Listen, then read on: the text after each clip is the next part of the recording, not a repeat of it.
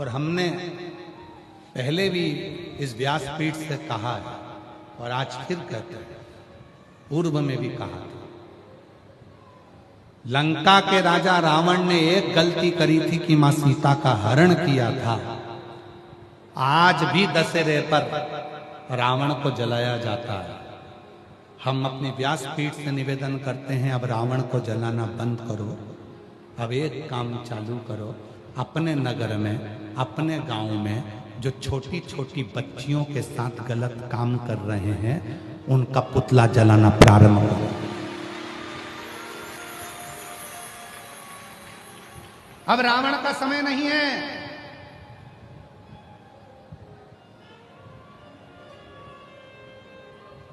छोटी छोटी बच्चियों के साथ गलत करते हो रहा है और अदालत क्या देखती है?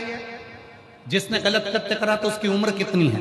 छोटी उम्र का है तो छोड़ दिया। वो बच्ची का क्या होगा जिसकी जिंदगी खराब हो गई? वो बच्ची का क्या होगा जिसने प्राण छोड़ दिए? उस बच्ची का क्या होगा जो नाबालिग थी? उस बच्ची का क्या होगा जिसने कुछ सोचा ही नहीं था? उस बच्ची का क्या होगा जिसकी पूरी जिंदगी बर्बाद हो गई और उसको छोड़ दिया गया जो नाबालिग था?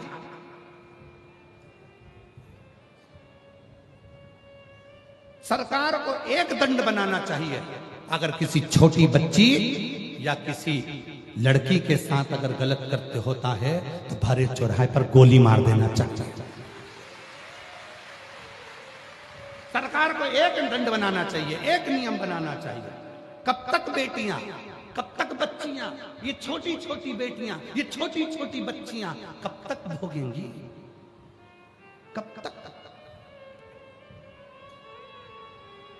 और मेरी जीजियों, आप लोगों से निवेदन है, यदि सरकार नियम ना बनाए तो आप एक नियम बनाओ।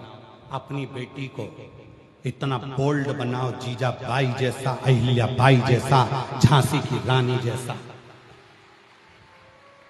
घर में ट्रेनिंग दो तुम अपनी बेटियों को, घर में ट्रेनिंग दो तुम अपनी बच्चियों को। अपनी बेटी को जीजा बाई बनाना।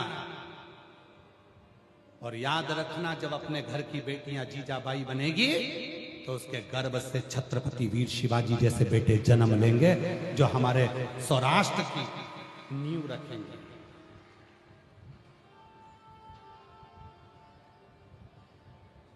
एक हुंकार अपने जीवन में होगी।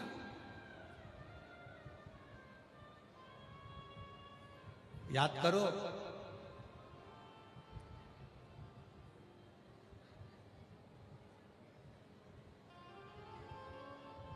महाराष्ट्र की ही धरा के थे बाला साहब ठाकरे।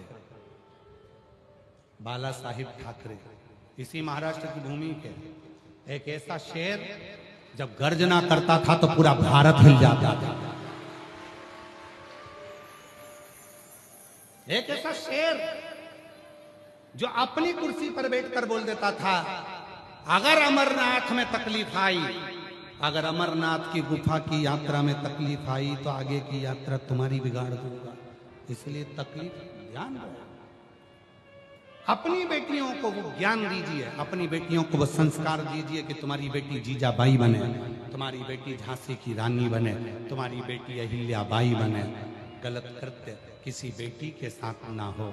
और एक निवेदन और इस व्यासपीठ से करना चाहूंगा, अगर हमारी वाणी में हम आपसे कह सकते हैं तो इतना जरूर कहेंगे कि अपनी बेटी को जैसे अपनी बेटी मानते हो, वैसे ही मोहल्ले में जितनी बेटियां हैं उनको भी बेटी मानो और उसकी भी रक्षा तुम करो।